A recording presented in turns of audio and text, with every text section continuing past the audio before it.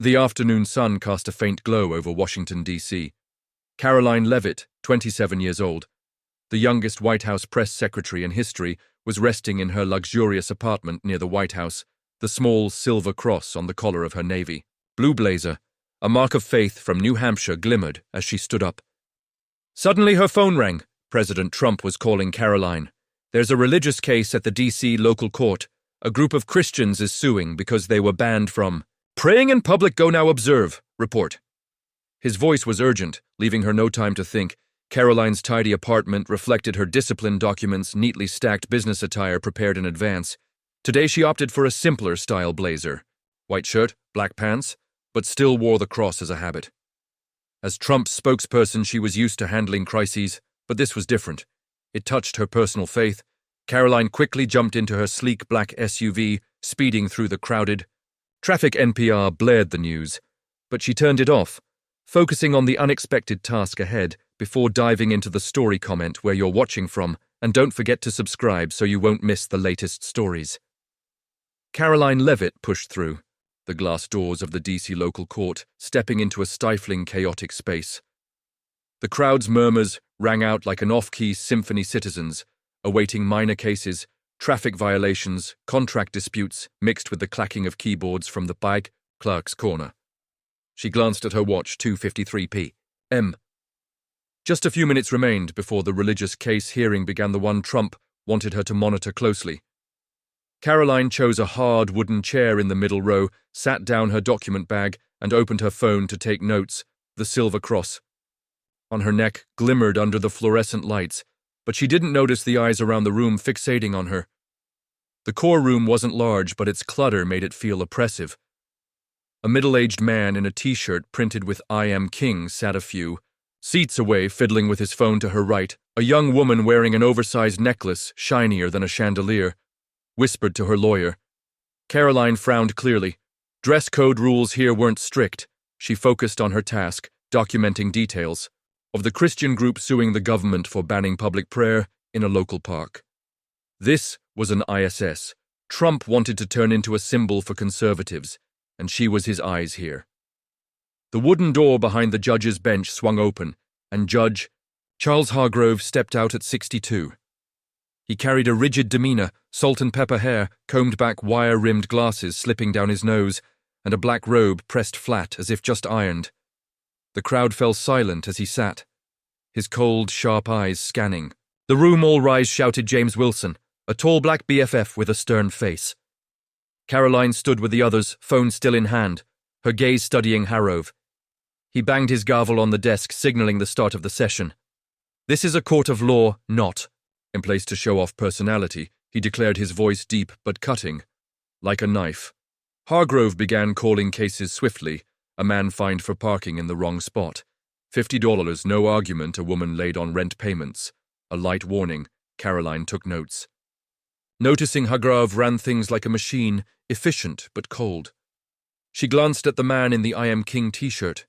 He stood to present a neighbor dispute. And Hargrove didn't mention his flashy shirt. The woman with the oversized necklace was called up too, no word about her jewelry. Karoline frowned again. Something was off. Then Harrow's eyes landed on her.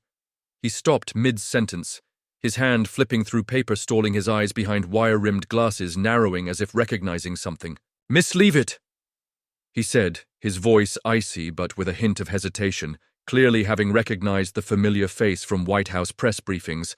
Karoline looked up, unsurprised. Standing with natural composure, the crowd turned to look at her, murmurs rising as a few others recognized her too. The cross Hargrove pointed at her neck, his tone rigid. "It doesn't belong here. The courtroom is a neutral place, not somewhere to display faith." Karoline glanced around. No prohibitive sign hung on the walls. She replied, her voice clear and confident. "I'm Karoline Leavitt, White House press secretary, here to observe a case for work. This is a personal item protected by the First Amendment, violating no rules." Hargrove squinted, his face reaning work. "This isn't the place to wear that and cause trouble. The courtroom is neutral, not a church." He banged his gavel again as if to emphasize his authority. James Wilson. The bailiff stood near the bench, tilting his head to observe Mrs. Thompson, the middle-aged court clerk with her hair in a tight bun, stopped typing, glancing at Karoline with curiosity. The man in the t-shirt and the woman with the oversized necklace whispered to each other, clearly surprised that Hargrove didn't notice them. Karoline stood still, gripping her phone tightly.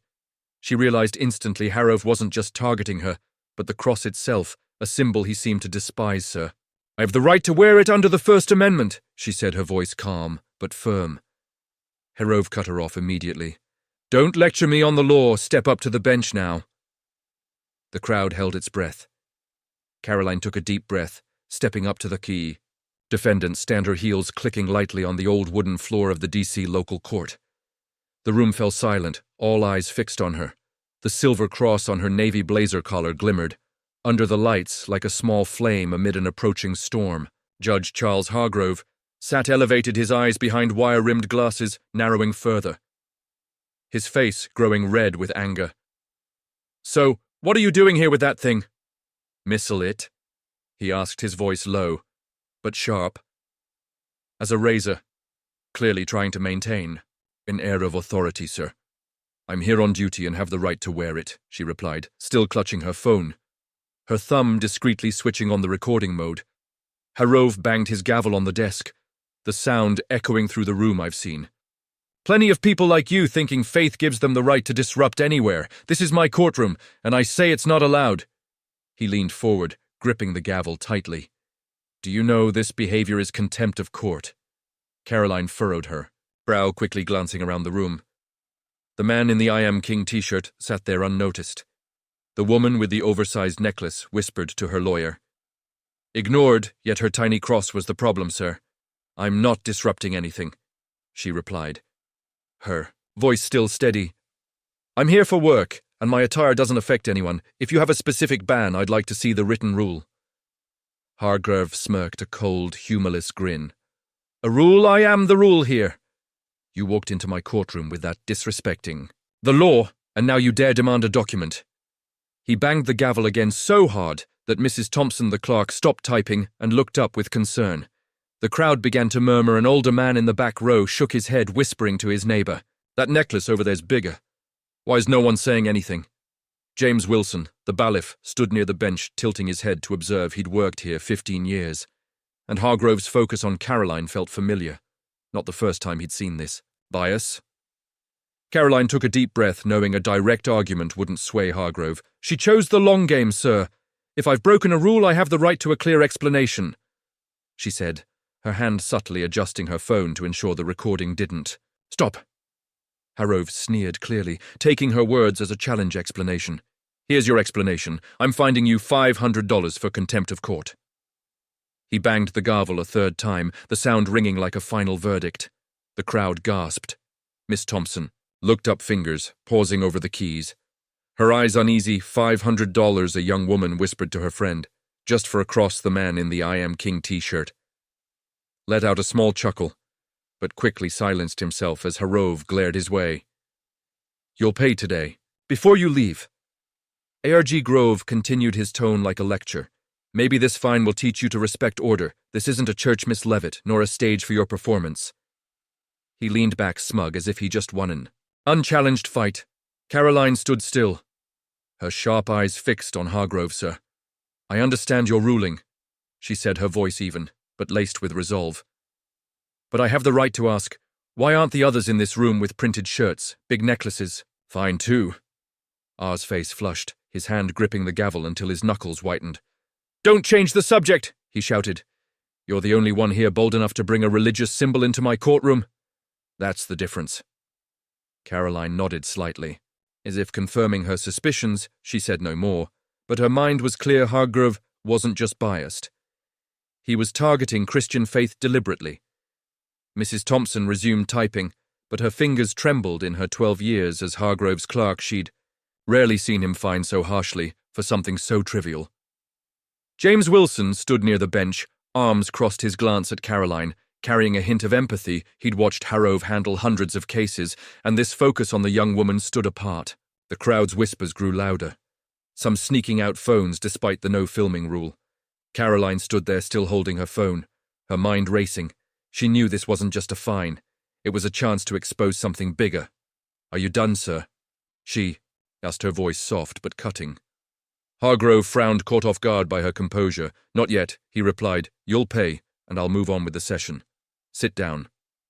Karoline didn't sit. She stepped closer to the bench, resting her hand on its edge, her eyes never leaving Hargrove. "I'll pay, but we're not done here," she said, her voice low but brimming with determination. Hargrove smirked again, but this time it faltered slightly. Karoline Leavitt stood firm at the defendant's stand, her gaze locked on Judge Charles Hargrove. The silver cross on her navy blazer collar gleamed like a silent challenge. Hargrove had just fined her $500 for contempt of court. His face flushed red with triumph, his hands still gripping the gavel. The crowd in the D.C. local court held its breath, the murmurs fading. Miss Thompson, the clerk, stopped typing, her anxious eyes darting between Karoline and Hargrove. James Wilson, the bailiff, stood with arms crossed, tilting his head as if anticipating something bigger. Hargrove broke the silence. "Did you hear me, Miss Leavitt? $500 payable today?" "Sit me down, we have other business." He banged the gavel, signaling an end. But Karoline didn't budge.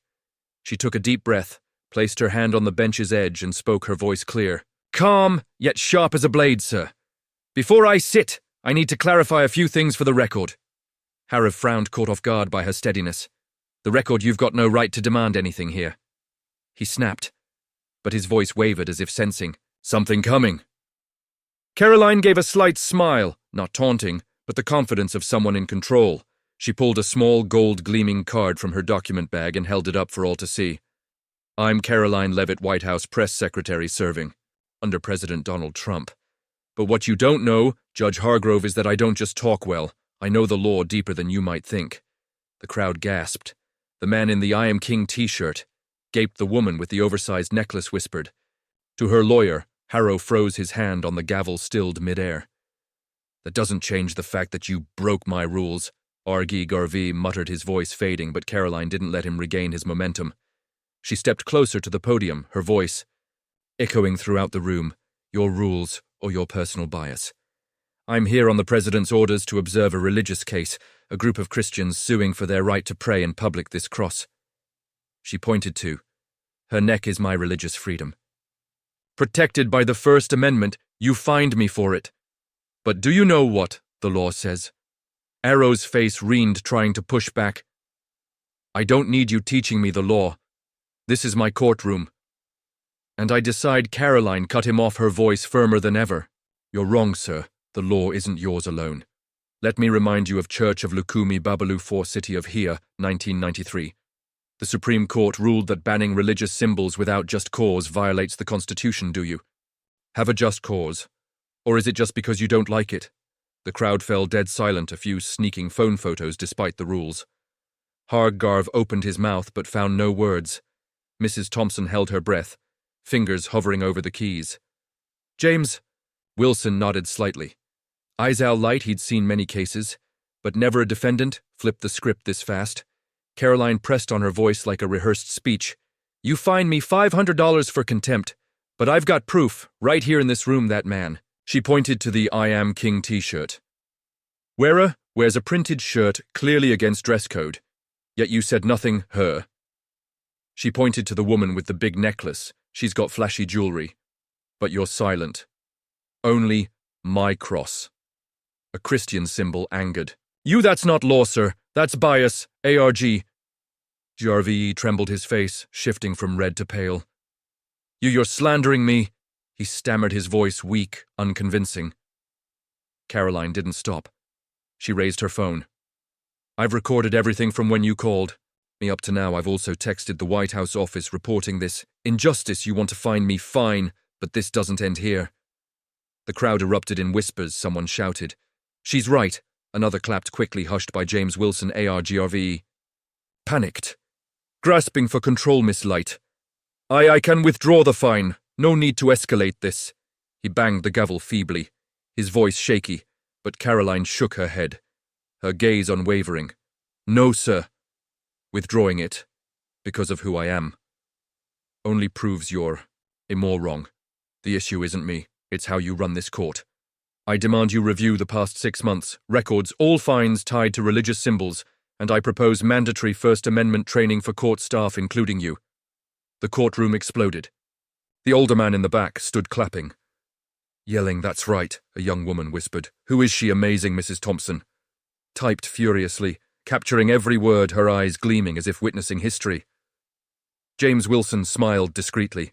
He'd known she was special. From the start, A.R. Garvey slumped into his chair, face ashen, hands trembling on the gavel. He looked at Karoline, truly seeing her for the first time, not as a defendant, but as a formidable foe. "You think I'm just a spokesperson," Karoline said, her voice low but powerful. "But I've worked with President Trump through countless lawsuits, from elections to policy. I taught myself law to defend him, and now I'm using it to defend myself and others. You just made a big mistake, Judge Hargrove." She placed her White House card on the bench, stepped back.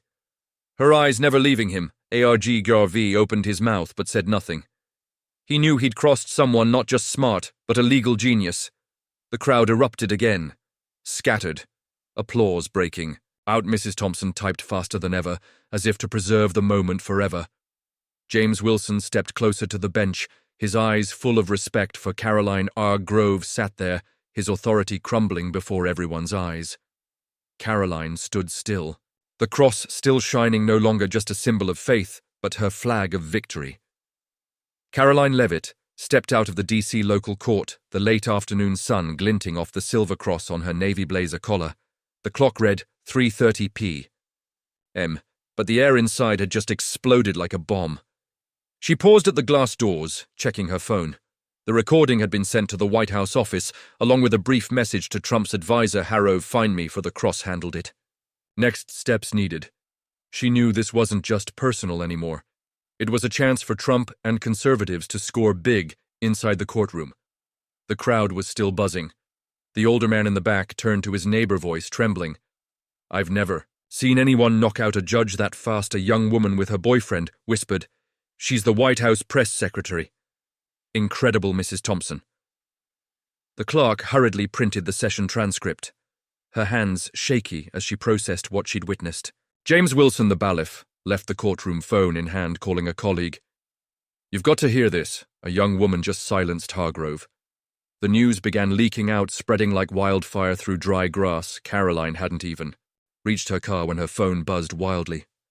A notification from X, the number C cross in court, was trending. She opened the app and saw the first tweet from someone at the scene. "Judge fines White House press secretary $500 for wearing a cross. She fights back with the law, leaves him speechless. #cross in court within 10 minutes. Hundreds of comments poured in. Who is she? Unreal. Hargrove's done a major conservative account, tweeted proof the system's against Christians. Thank you, Karoline Leavitt. She gave a small smile, knowing this wave was just beginning at 400 p.m. President Trump jumped in. He posted from his personal account, "Karoline Leavitt, my amazing spokesperson. Just taught a leftist judge a lesson on religious freedom, legal genius. We won't let them suppress faith." The tweet racked up over 50,000 retweets. In 30 minutes, conservative outlets like Fox News pounced, running headlines. "White House press secretary faces off with judge over cross and wins." Big Karoline got a call from Trump's senior advisor. "You did great." His voice beamed. "The president wants." This amplified prep, a statement. Meanwhile, Charles Harrove sat alone in his office behind the bench, dim light casting shadows on his pale face. His phone rang. Non-stop D.C. Judicial Council reporters, even old colleagues. He silenced it, hands trembling, as he held a cold coffee mug. The clash with Karoline hadn't just humiliated him in front of the crowd, it was spreading across the city. He muttered, "She's just a young girl. How did this happen?"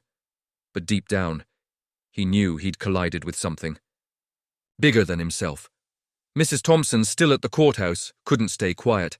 She called a friend at a local paper, voice low but firm. "I've worked with Hargrove 12 years. He always targets religious symbols, especially Christian ones. That girl today was right. I've got notes to prove it." She pulled a small notebook from her drawer, filled with entries of similar cases. People fined heavily for crosses, warned for Islamic badges, while slogan tees and flashy jewelry got a pass. She knew she was taking a risk. But after today, silence wasn't an option. James Wilson took action too. He met colleagues in the courthouse break room recounting the event with emotion. I counted at least 20 times. Hargrove fined people for religious symbols this year. Rude t-shirts. He laughs it off, leave it exposed, what we all knew but wouldn't say. A colleague nodded. I'll call the press, this needs to be out there by 5 MLNP. The Channel 7 news reporter stood outside the courthouse filming live today. White House Press Secretary Karoline Leavitt was fined $500 for wearing a cross in court. She fought back, and now the city's buzzing on #cross in court soared past. 100,000 mentions, people shared their own Hardigravi stories. He fined me $200 for a prayer badge last year. I saw him scold a mom for a cross in a divorce case. A big account posted a short video. Someone secretly filmed in court Karoline holding up her White House card, her voice ringing out strong. The clip went viral, hitting 1 million views in hours. Karoline sat in her car parked on a quiet street corner, watching the news explode. She called her husband a low-key businessman, her voice calm but excited. "Honey, I just shut down a judge. This is about to get huge." He laughed over the phone. "You always pull off crazy stuff. Stay safe." She nodded, hung up and opened an email from Trump's office prep for a press conference tonight. We're turning this into a win at home. Hargrove turned on the TV, seeing his face on the evening news. Judge faces backlash after finding press secretary. The bold headline flashed. He switched it off, hands shaking. The Judicial Council had called, demanding. He explained himself by morning. He knew his 30-year career was teetering, all because of a 27-year-old and her tiny cross. The next morning, the D.C. Judicial Council's office buzzed like a beehive. News of Karoline Leavitt and Judge Charles Hargrove had swept through Washington, forcing the council to launch an urgent investigation. Linda Martinez, a seasoned investigator with 20 years' experience, stood before a long table spreading out dozens of case files from Hargrove's court. Her team had been working non-stop since 6 a.m. after receiving an official complaint from the White House office filed by Karoline last night. "We've got 48 hours to report," Linda told her team, her voice firm. "Find everything tied to Hargrove and religious symbols." Karoline, meanwhile, sat in her White House office, prepping for tonight's press conference at Trump's command. She reviewed the courtroom recording, sending another email to his advisor. "I've got data from hundreds accusing Hargrove of bias. Push this hard." Her phone buzzed constantly. Messages from lawyers, reporters, and supporters. A law student wrote, "You inspire me. Hargrove fined my mom for a cross." Once Karoline smiled, knowing this was no longer just her fight. It had reached thousands at the courthouse. Mrs. Thompson entered the investigation room clutching her small notebook. "I've tracked 12 years with Hargrove," she told Linda, her voice shaky but resolute. "He always targeted religious symbols, crosses, hijabs, anything stand out but crude shirts or loud jewelry. He let them slide." Linda flipped through the notebook, spotting dozens of cases. September 14th, 2024. Man with cross fined $300 for disruption. October 20th, 2024. Muslim woman with hijab fined $200 for inappropriateness. Linda frowned. "This is gold. Thank you." James Will showed up too, offering a handwritten statement. "I've been a baith there 15 years. He said Harrow fined people with religious symbols 3 times more than other violations. I counted once in a day. He hit 5 people for crosses, but ignored 3. In vulgar shirts." Linda jotted notes fast. Her team cross-checking with official records, the data soon emerged over the past year. 70% of religious symbol fins targeted Christians, averaging $150, double the penalty for other dress code breaches. Charles Hargrove, meanwhile, sat in his home office facing the council via Zoom. "I didn't mean to be biased," he said, his voice weak, hands cradling his head. Linda presented the data.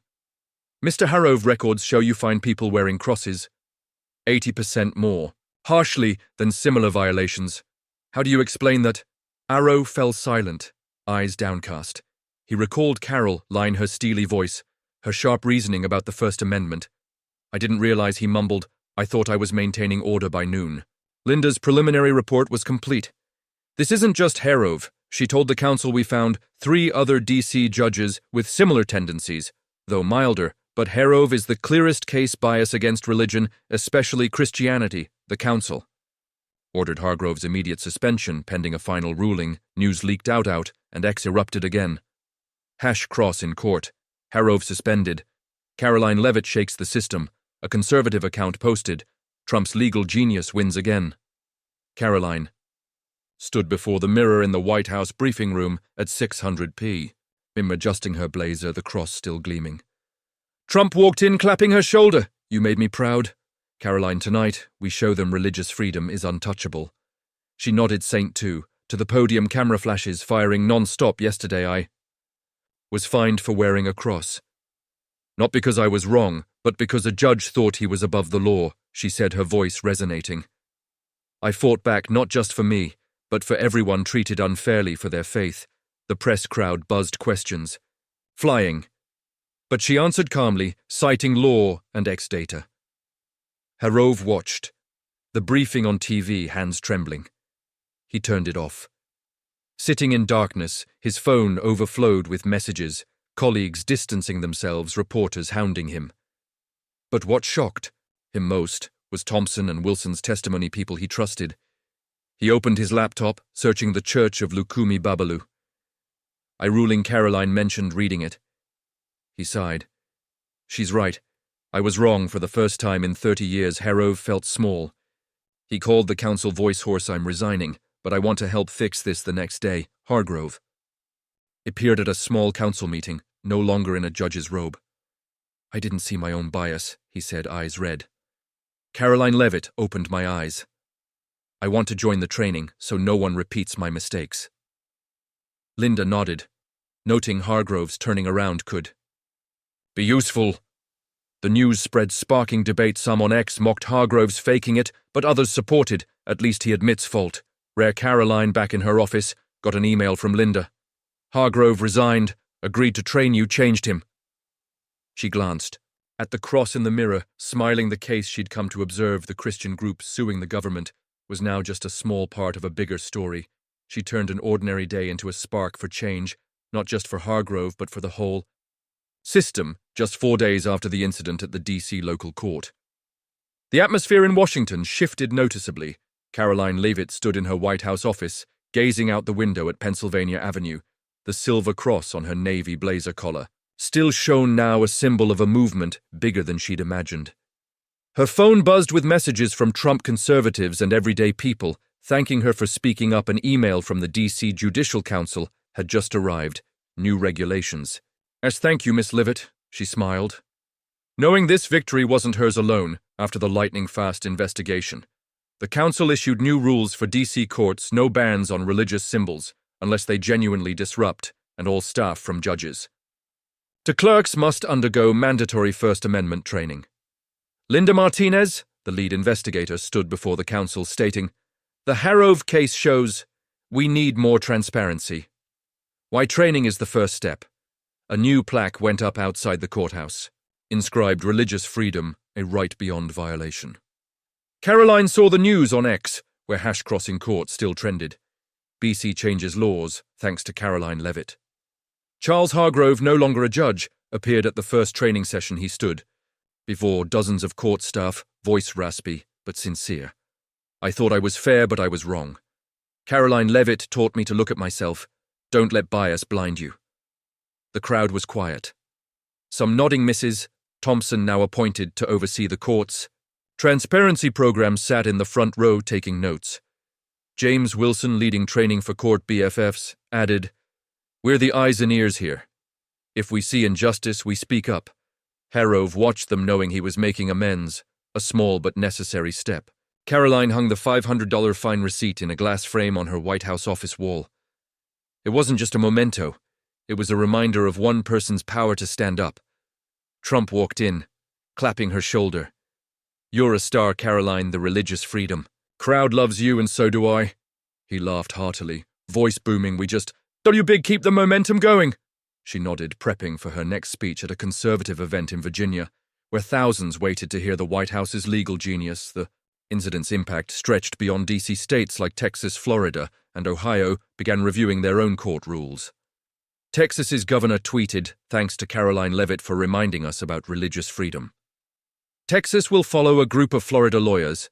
Filed for similar training citing hash crossing court on X. People posted photos wearing crosses. Islamic badges or Buddhist bracelets captioned my freedom. No one can ban it. Karoline read these posts. Pride swelling. She hadn't expected one courtroom moment to ignite such a movement. The next day, Karoline stood on a stage in Virginia before a crowd of 5. Waving religious freedom banners that day. I just wanted to do my job, she said, voice carrying over the speakers. But when a judge fined me for my faith, I couldn't stay silent. This isn't just my win, it's ours. The crowd roared with applause, some shouting, "Karoline for president!" She smiled, waving camera flashes, popping the cross gleaming on her neck. Became a viral image across social media, dubbed by the press as the symbol of resilience back in D.C. Mrs. Thompson oversaw new record-keeping. Every fine now detailed and checked monthly for bias. James Wilson trained young bailiffs, stressing, "Don't be afraid to speak out." It did, and so must we. One evening, Karoline got a letter from Linda Martinez. "You didn't just change Harrove, you changed the system. Thank you." She set it down, eyeing the framed fine receipt, reflecting on the journey from one unexpected day to this wave of reform Trump called at 9p. "Meow, Karoline, you're my gold." He said, "The opposition's panicking and we're winning. Rest up more tomorrow." She laughed. "Thank you, Mr. President, I'm ready." Hanging up, she sat touching the cross from a small accessory. It now lit the path she walked, not just for her, but for millions 3 months later. Karoline Leavitt stood at the White House podium, camera flashes firing non-stop.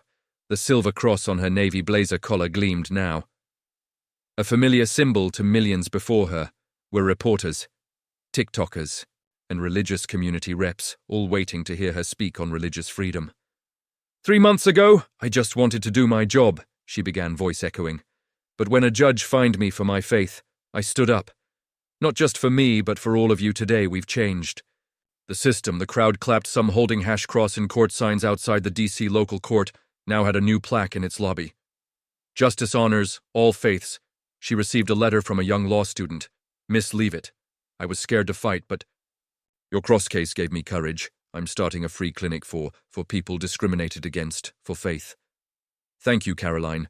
Read it before her mirror that night, smiling, knowing she'd inspired the next generation. Charles Hargrove, now a volunteer. Instructor stood before a training class saying I was wrong, once. Leavitt taught me justice has no room for bias. Mrs. Thompson and James Wilson kept monitoring, ensuring court transparency.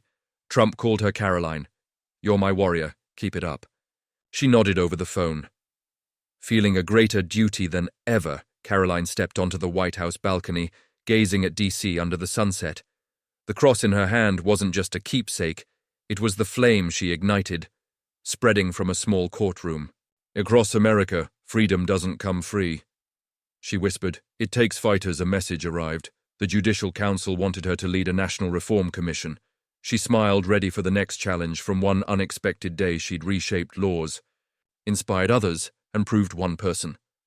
One belief can shake the world. The story judge finds Karoline Leavitt for wearing a cross, only to discover she's a legal genius, reflects real tensions in today's U.S. society, especially the clash between personal freedom and systemic power in the current climate debates over religious liberty. Judicial bias and social media sway are commonplace. Karoline's finding by Judge Harrow for her cross mirrors how some public officials impose personal views on the law, a pattern Americans see in lawsuits over religious symbols at schools or public spaces. Her counterattack grounded in the First Amendment and the Church of Lukumi Babalu. Precedent reminds us the Constitution remains a strong shield for freedom, even against injustice. The hash cross in court, hashtag exploding on X. In Trump's backing show the power of social media and political leadership in amplifying individual voices, a trend widespread in 2025. America, the lesson isn't just to stand against wrong, it's how to use knowledge, community, and tech to drive change. Karoline didn't just argue with Hargrove, she recorded cited law and rallied a network from the White House to the public. This teaches us in modern America, where power can be misused, you need evidence like her recording, know your rights through legal arguments, and harness public support. Hargrove's shift from oppressor to reformer also shows dialogue and pressure can turn foes into allies. Be patient, yet resolute. Like Karoline framing her fine receipt as a symbol, because a small act today can transform the system tomorrow.